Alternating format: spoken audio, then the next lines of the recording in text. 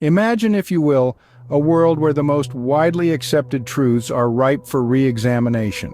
What if some of our most fundamental beliefs were based on interpretations, rather than direct assertions? Today we delve into the heart of one of the most influential texts in human history, the Bible, to explore a question that challenges the very foundation of Christian theology. Did Jesus himself ever claim to be God?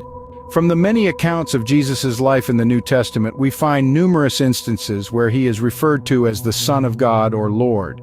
However, a thorough examination of these texts reveals that Jesus himself never directly made the claim to be God. Consider the Gospel of John, chapter 14, verse 28, where Jesus says, "The Father is greater than I." This statement, coming from Jesus himself, suggests a clear distinction between him and God.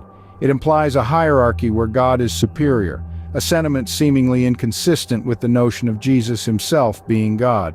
In Matthew chapter 26, verse 39, Jesus is depicted in a moment of prayer saying, "My Father, if it is possible, let this cup pass from me, yet not what I want, but what you want." Here, Jesus is shown not only communicating with God, but surrendering his will to God's will, again emphasizing a distinction between the two. Moreover, evidence from outside the Bible supports this interpretation. The Council of Nicaea in the 4th century was a gathering of Christian bishops convened to establish consensus in the Church through an assembly representing all of Christendom. One of the main topics they debated was the divinity of Jesus. If Jesus had explicitly claimed to be God, would there have been a need for such debate? Now, as we step back to reflect on the evidence presented, let's summarize the main points. Firstly, while Jesus is often referred to as Son of God and Lord in the New Testament, he himself never explicitly states that he is God.